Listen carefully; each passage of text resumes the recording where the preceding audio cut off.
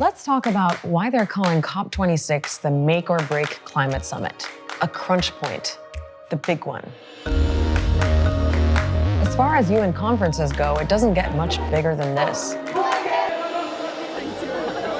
What happens or doesn't happen really does matter to everyone, everywhere. Science told us that we are code red because the window to keep our world safe is shrinking. Climate impacts are coming fast and furious. COP26 is about saving the plan to save the planet. And if that plan fails, there is no planet B. There is no planet blah, blah, blah, blah, blah, blah, blah. So, here's what you need to know about the biggest climate conference on Earth.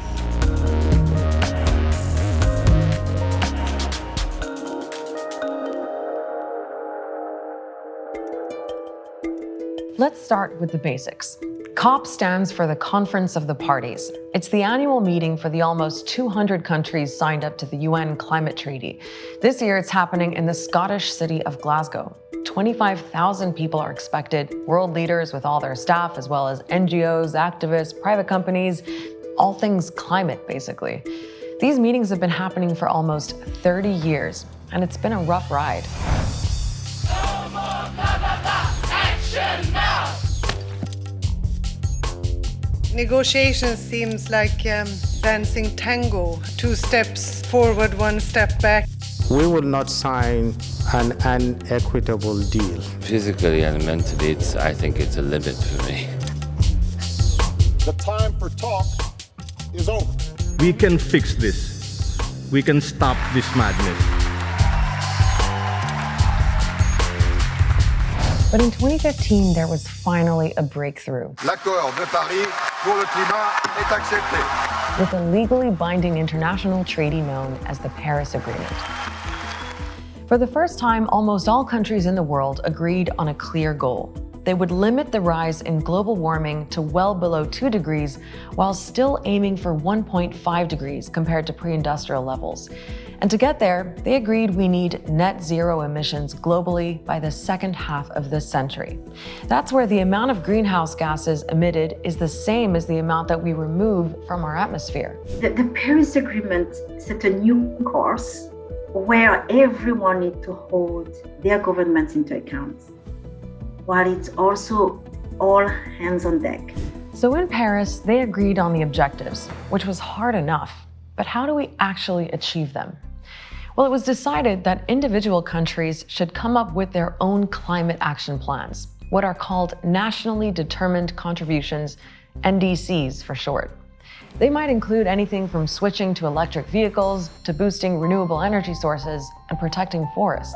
These pledges were determined by countries themselves based on what they felt was a fair and reasonable contribution to the global effort. The problem is that taken together, that first round of national pledges falls way short. By 2030, they would lead to a cut in global emissions of less than 1% compared with 2010 levels.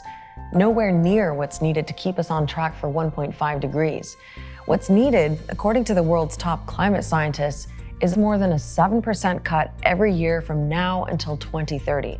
To put that into perspective, last year when the world locked down because of COVID-19, global emissions dropped by just over 6%.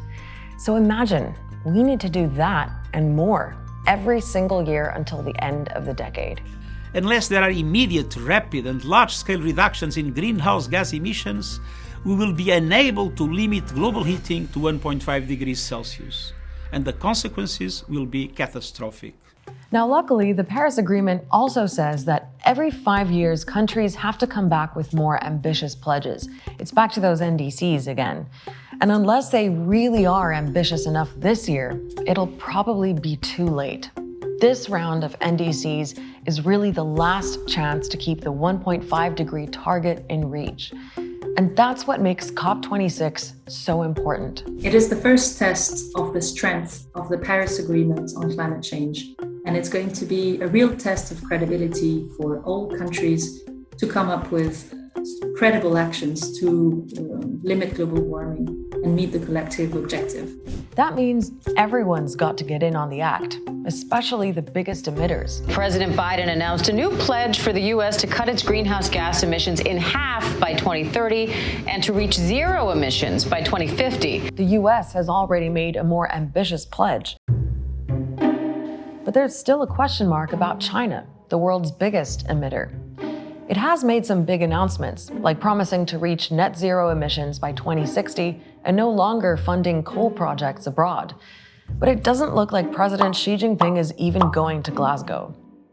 And when it comes to hitting that 2030 deadline to stay on track for 1.5 degrees, the world just can't do it without China. All eyes are in particular on China to come with enhanced pledge in the 2030. So the new NDCs, who's pledging what, and who can be persuaded to pledge more, that's all going to be a big issue in Glasgow. But another big issue is money, or the lack of it. Back in 2009, developed countries promised $100 billion a year by 2020 to help developing nations fight climate change. But that deadline's now been and gone, and they're still 20 billion short. It's not charity, it's really about solidarity and cooperation to find solutions together. Developing countries need that finance not just to reduce emissions, but to adapt to this climate crisis. And that issue of adaptation, that's another big item on the Save the Planet wish list that all those COP delegates need to get through. It means things like improving early warning systems for storms and floods. Also on the list, how to create a global carbon market that actually works.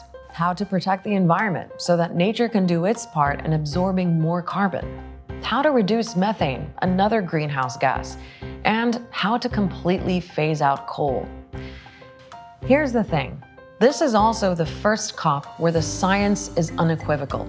Hanging over all those leaders in Glasgow is a recent landmark report from the world's top climate scientists setting out the disasters in store for us if we don't act now. Just look at the last few months to get a sense of where things are going.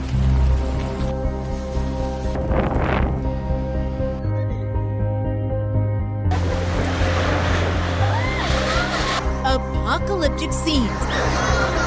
Severe storms across Germany have unleashed some of the worst floodings in decades. You know, in the past, devastating extreme weather events usually were experienced in developing countries. It hit rich nations this year.